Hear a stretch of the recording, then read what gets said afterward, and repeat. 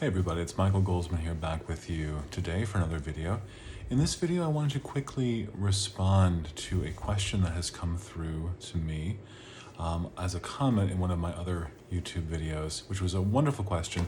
I wanted to address it here because I think there's a really profound understanding that we can cultivate around this issue. And the question was, in these global clearings that I've been attempting to do here, where we're taking global issues, where we're working on how the issue is within us also, individually, but also we're standing in and agreeing together and allowing the intention of the energy field to expand so that those who are ready and available in the collective energy field can also receive this clearing. And the question came in around that since we have free will, is it really ever possible to clear global evil, for instance? And this is a really interesting question. I wanted to take some time to respond here, just with my perspective on this particular issue. First, I want to say that the clearings that we're doing, even when we do them, say someone comes to me and they want to do a clearing for someone else, maybe it's their child, that's a common one and a very, very powerful one. People can ask to do a clearing on their child without the child necessarily knowing or even giving conscious permission. Or we'll do a relationship clearing where only one person will come to me and we might clear within the relationship context for their parent, their significant other, even someone in their life who is no longer in their life. Maybe they've passed away, maybe they've broken up somehow. And all of that is possible. And the idea behind that is that we are not forcing clearing upon anyone. We are working with the person's own higher intelligence. And that part of us is receptive to something more truthful, something beyond the judgments that we make, often in our own physical human self. And that part will receive the clearing. Now, how that clearing then filters down into transforming the human that's attached to it is really up to the person's readiness, willingness, availability. This is also really the way prayer works.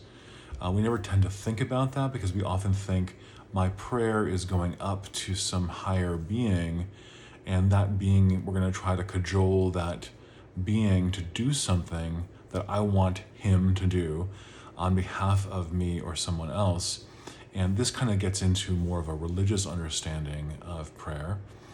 My idea here is really, it's kind of like prayer in my own interpretation of it, where we're actually recognizing Spirit is already here, is already given everything, is already willing to do everything. And we just need to, the facilitation of energy is that we tap into, we open into that energy in a particular systematic way through these clearings. And that begins to have effects for us and for others. So the question was, though, if people have free will, then how can we clear evil? Or clear any of the various problems that these videos are talking about and claiming to work on. So I want to say that we're not necessarily clearing problems independent of consciousness or of cause. We're not looking at the problem and saying, let's clear that problem. We're looking at what is the consciousness coming up behind that. And even by us addressing this particular question, such as things like global inequity or poverty, even by just saying those words, we recognize that those things are out of harmony with the true nature of existence within us and as a human family, right? We would have a neutral or even positive view of that if there was something that we might be just making up, perhaps, or that wasn't an intuitive, immediate insight saying that when these things exist, global rampages of disease or of lack, problems and disharmony, abuse, these kinds of things taking place, we immediately understand these as problems. The deeper question is, why do we understand them as problems? I'm getting to the answer to what I'm trying to say here. We understand them as problems because they violate the natural order of who we are as spiritual, physical beings. Harmony and all needs being met, and wholeness and unconditional love, respect for each other, for our environment, These are all fundamental qualities of what some call God or what some call spirit. And in a more mystical sense, they are the fundamental underlying qualities of each one of us, because that imprint of spirit is the truth of our being. So that's why we understand, first of all, when something we say is a problem or we say it's evil, we understand that it's something that is out of harmony, out of balance with that fundamental order of existence. So right then, there is something that has gotten blocked, limited, distorted in consciousness, individually and collectively, when we even have that particular existence of those types of challenges. Do you see what I'm saying here? Something has gotten out of whack. I'm not saying it's all an individual issue. I'm not saying it's all a collective issue and we can't do anything about it. It's both. We have gotten into this veil of ignorance here in our humanity sometimes, and we have forgotten that what works for me in my life ultimately and holistically works also for you, that we are not in competition with each other. We're not here to defeat each other.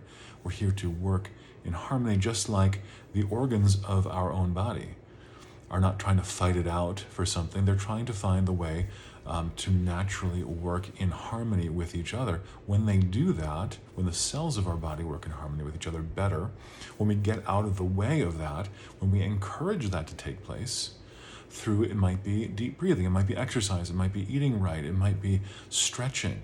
This encourages our body to work more optimally. And when we get out of the way, in a sense, doing a clearing around our own bodily inner harmony, we come back into greater natural harmony and things tend to work better in the so-called society of our body temple. Okay? Now it sounds like I'm not answering the question. I'm talking about here that there's a fundamental reality of spirit, existence, of divine order, that we all intuitively know is the truth of our being and is what makes things work better. So this gets a little bit into the idea of oneness. This gets into a little bit of the idea of non-duality. There being really only one power, one presence, and there can be a resistance, limitation, ignorance around that, but it's not necessarily two things fighting each other for ultimate control. So there's this one power, harmony, but there's these blocks to that sometimes that we have. And those blocks can be worked with when we're ready and willing to do so. Now, I want to take a little bit of a turn here on the answering to this question and say that a spiritual teacher I heard once said this, and I have thought about this for several decades, and I wanted to share it with you. The issue of free will comes up. Well, can't we just commit bad acts and evil if we want to? And who can force someone to change that? That's a really good point. This teacher said that our free will is ultimately for us to live in harmony with God or not. That's the only option we really have. We don't have free will beyond that. And I thought that this is a very deep point and a very deep conversation. Again, God is a synonym for harmony, for life, for source, for spirit. We can live in harmony with that or not. If we're living out of harmony with that, we are expressing our ignorance, our temporary ignorance to do that. But it's not necessarily even we have the ability to choose to do that, but it's not necessarily even an expression of ultimate free will, so to speak. It's an expression of our temporary ability to forget the truth of who we are. So I would even say that the so-called creation of evil in the world isn't even an act of will, it's really an act of ignorance. Right? It's an act of these blocks coming in, we don't understand it. So look at the people in the world who are more public, who are kind of leading the cause sort of global bigotry, hatred, warmongering, these kinds of things. They're not people who are conscious. They're not people who are so-called enlightened. They're not people who are really interested in the things I've been talking about here, global harmony. They're blinded by their own lusts, their own greed and ignorance, and there's no end to what they're going to desire from that particular place. So we're talking about, in the clearing work, we're talking about offering without forcing. We're trying to offer into the field, individuals and collectively, to be able to repattern, to resolve this global and individual ignorance, forgetfulness, and karmic buildup that's leading people to act from what they think of as, this is my free will, and at some level it is our ability to choose to be ignorant or to not align with spirit, or to align with spirit temporarily. We're using that to help encourage that remembrance, that reharmonization, to come back to, wait a minute, this person, even who's acting in a maybe a so-called an evil way on the planet, they're doing this because they don't understand the truth of who they are. They also don't understand that when they harm others, they're actually harming themselves. They also are stuck in being led by acquisition, always needing more power, always needing more money, always needing more worship, always needing more control. There's no end to that. So we who are gathering on this video, we can't force someone to grow beyond their current level of willingness or readiness. However, when the global energy begins to shift, and we are participating in these videos in a way that to help promote that in subtle ways, we are actually promoting even the healing of these individuals and of the societies that have produced them, the societies that have harmed people in a way that has created a great contrast where they seemingly cannot even be in touch with the true spiritual nature of their being for this entire lifetime. We're seeing that as not just blaming them, we're seeing that as this is also a group problem. It's a collective problem that we are here to do something about. So we're not directly fixing anger, fixing evil, clearing evil. We're not trying to ostracize people. We're not trying to blame or condemn people. We're not also trying to violate their free will. Think about this for a second. If there's pain in the body, right, that may be a sign, without getting into any more detail than this, other than the spiritual reading of the pain, can be a sign that something is out of harmony in the kind of global society that is your body. Your body, your organs, your cells represent a type of universe that you control, and it's all within you. And we see that much more clearly because our sense of who we are is focused in this particular body. It's kind of like that with the global society also, that we see there are individuals, many of us carrying this burden, some is more publicly than others. Some conditions on the planet are more obviously the result of lack of love. As Louise Hay once said, we don't have hunger in the world because of lack of food, we have it because of lack of love. We don't care as a society, as a world, enough to put an end to this. But we could do it if we wanted to. So the idea is that what I'm trying to say here also is that if people could choose better, they would choose better. They cannot choose better because they don't have the consciousness to do so. For the same reason that people would not willfully want to create pain in their own body, because that would be something that would be intolerable, would be difficult, would make their lives more difficult, would make them harder. They would not function as well at any level. They would be feeling and constantly focused on this pain.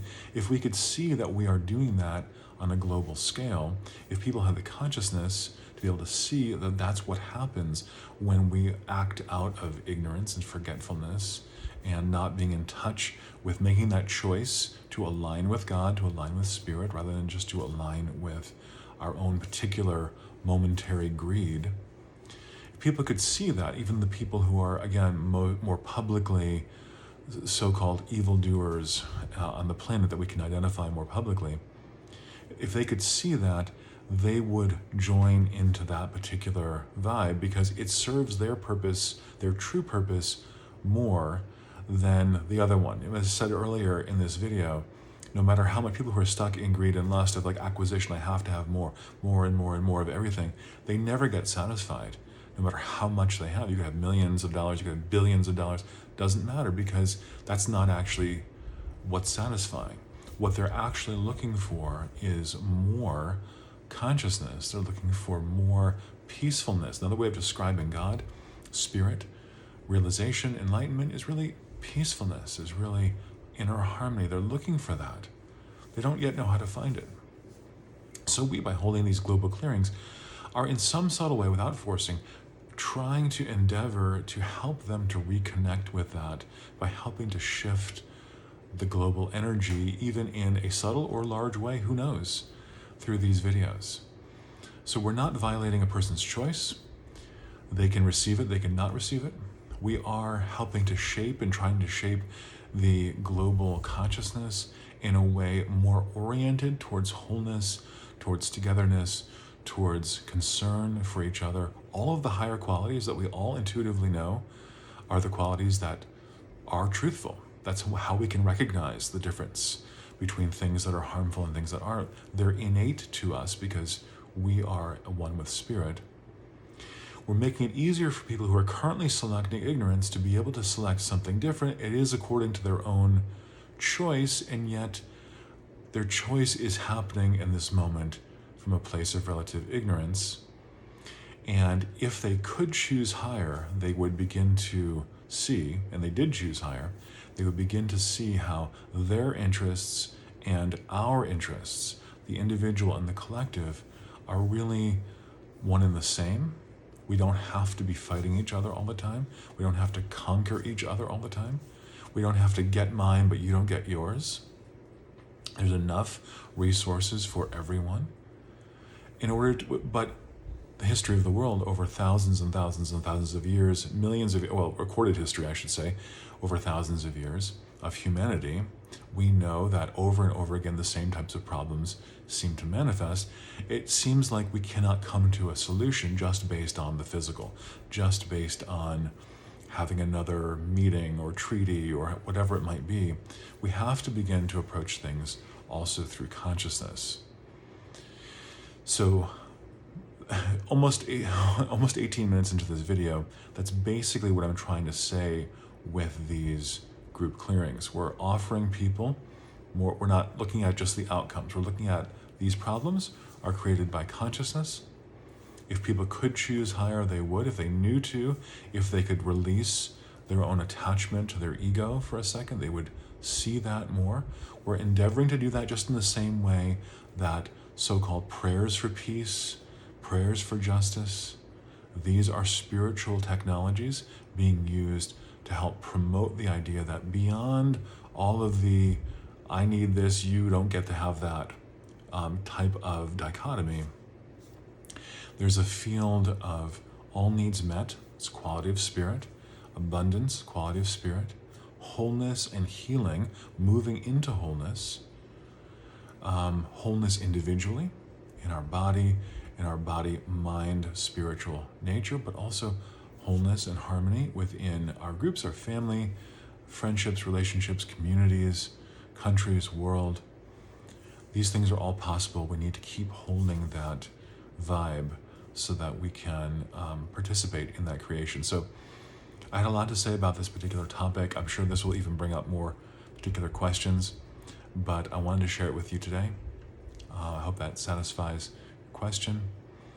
And feel free, friends, if you want to get into the conversation, comment on YouTube on this video, or you can click below. I'll put the link to my website, clearandconnect.com. And we do these kinds of clearings every week, group clearings, people around the world. You don't have to be anywhere at any particular time. They're all done remotely. They're recorded. They're emailed to you the next day. You can listen to them at your convenience. You don't have to listen even at all if you don't have any time. Individual clearings are available. 400 past clearings are available. Please feel free to be in touch, friends. Look forward to next time with you. Till then, peace and blessings. Bye-bye.